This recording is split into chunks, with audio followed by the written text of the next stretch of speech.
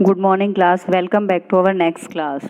In this class we are going to complete our chapter 4th exercise 4.3. In this exercise we have 15 questions. Today we are going to study question number 9, 10 and 11. Question number 12, 13 and 14 is similar to this and 15 may be true and false. So you have to complete all the questions. That is very easy. Normal questions है, जैसे ऐसा नहीं है कि बहुत ज़्यादा tough questions बोल सकते हैं. In question number 9 we have given 3 parts 101, 111 and 397. ये तीनों पार्ट दिए हैं हमें. इन तीनों पार्ट्स में आपको बताना है कि ऐसा largest prime number find out करो. क्वेश्चन में क्या पूछा है इसको ध्यान से सुनना. ऐसा largest prime number find out करो जिससे आप अगर इसको डिवाइड करो तो हमें पता चले कि ये प्राइम नंबर है या नहीं है. ठीक है, मतलब हमें क्या फाइंड आउट करना है, लार्जेस्ट प्राइम नंबर जो ये बता सके कि ये नंबर प्राइम नंबर है. इसके लिए बहुत ही लेंथी से काफ़ी सारे मेथड्स हैं, 2-3 मेथड हैं. मैंने बहुत ही इजी मेथड लिया है. देखो, स्क्वायर आपको पता है इसको क्या बोलते हैं, tan स्क्वायर. tan स्क्वायर का मतलब होता है tan square equal to 10 into 10. अगर ये 2 टाइम्स आ रहा है तो यहाँ ऊपर 2 लगता है, थोड़ा सा ऊपर होता है हल्का सा. अगर ये 3 टाइम्स होता है तो यहाँ 3 होता है, उसे बोलते हैं 10 क्यूब. ये सब आपके क्लास 8th में आएंगे. तो ये 8th में भी है और 7th में भी है. तो tan स्क्वायर इक्वल टू क्या होगा, 10 इंटू 10.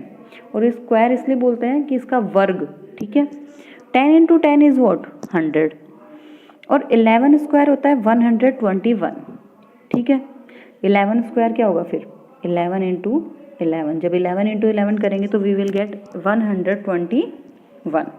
तो हमसे पूछा था लार्जेस्ट प्राइम नंबर. तो 10 तो पहली बात प्राइम नंबर ही नहीं है, क्योंकि ये 2 से भी डिवाइड होता है, 5 से भी डिवाइड होता है. प्राइम नंबर वो होते हैं जो या तो 1 से डिवाइड होंगे या उसी वैल्यू से डिवाइड होंगे. ठीक है, तो ये दोनों ही, 10 तो है नहीं तो क्या बच गया, 11. और देखो मैंने 10 और 11 ही क्यों लिया. 10 का स्क्वायर क्या है, 100. 11 का स्क्वायर क्या है, 121. दोनों वैल्यूज़ के बीच में कोई वैल्यू है नहीं कि 9 बीच में आ रहा होगा. तो 10 और 11 दोनों का स्क्वायर लिया और उन दोनों के स्क्वायर 100 और 121 के बीच में क्या आ रहा है, 101. ऐसी 2 वैल्यूज़ लेनी है जिनके बीच में इनका जो ये वैल्यू आ रही हो, जिनके स्क्वायर के बीच में ये वैल्यू आ रही हो. तो 10 का स्क्वायर 100 और 11 का स्क्वायर 121. दैट इज उसके बीच में क्या आएगा, 101. तो 11 is the largest prime number. अब आपको लग रहा होगा कि मैम हमें थोड़ी पता चलेगा कि कौन सी वैल्यू का स्क्वायर लेना है, कौन सी नहीं लेना है. तो ये क्वेश्चन थोड़े से ट्रिकी हैं. ऐसे क्वेश्चन कभी काम भी नहीं आते हैं. बस आपको कुछ वैल्यूज़ के स्क्वायर याद होने चाहिए, जैसे 1 स्क्वायर 1, 2 स्क्वायर 4, 3 स्क्वायर 9. ठीक है, नॉर्मल है ये, बहुत ही नॉर्मल क्वेश्चन. जब आप आगे क्वेश्चन करते जाओगे तो आपको वैसे भी याद हो जाएंगे कि 11 स्क्वायर 121 होते हैं. क्वेश्चन आएंगे ऐसे थोड़े बहुत. नेक्स्ट पार्ट है 111. 111 is not a prime number. क्यों, क्योंकि ये 3 से भी डिवाइड हो रहा है. 111 इज डिवाइडेड बाय 3 टाइम्स किया 9, 2 रिमेनिंग 1, 7, 37 टाइम्स ये डिवाइड हो रहा है. और 37 से भी डिवाइड हो गए 3 टाइम्स. ठीक है, तो ये पहली बात तो प्राइम नंबर ही नहीं है, तो हमें कोई ऐसा कुछ भी वैल्यू फाइंड आउट करने की ज़रूरत नहीं है. सिमिलरली 397 ये 400 के पास में आपको पता है. और 400 स्क्वायर होता है 20 का. 20 स्क्वायर इक्वल टू 400. तो 20 और 19 ले लेते हैं, क्योंकि ये 400 से तो छोटी वैल्यू है, इसलिए हमने 19 ले लिया. तो 19 is the largest prime number. 19 into 19 करके देख लेना आप. Next question number 10. अगर कोई वैल्यू 2 और 7 दोनों से डिविजिबल है, then it will be divisible with 14 और नॉट डिविजिबल बाय 2 और 7.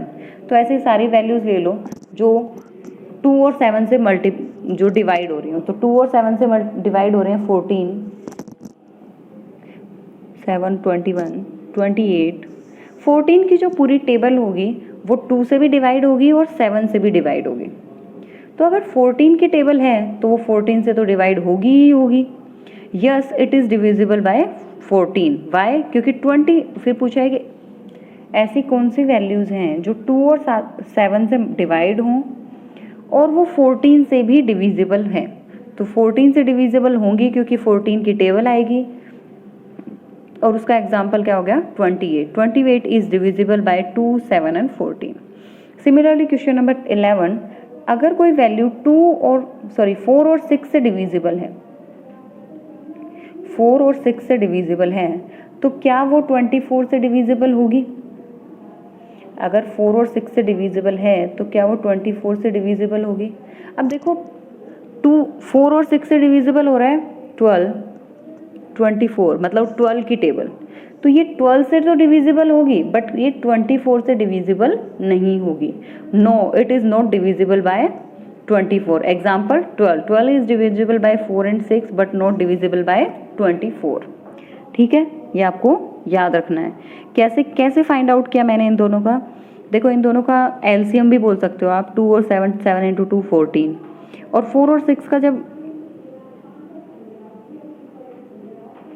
4 और 6, 4 की टेबल 4, 8, 12, 16, 20, 6, 12, 18, 24, तो 12 दोनों में आ रहा है। इन दोनों का एलसीएम क्या होगा? 12 होगा। तो 12 की टेबल होगी, यहाँ 2 और 7 की एलसीएम क्या होगा? 14। तो आप ऐसे भी याद रख सकते हो। तो अगर 14 आता है तो 14 डिविजिबल होगा, बट यहाँ एलसीएम तो 12 है और हमें पूछा क्या है? 24, दैट इज नॉट डिविजिबल।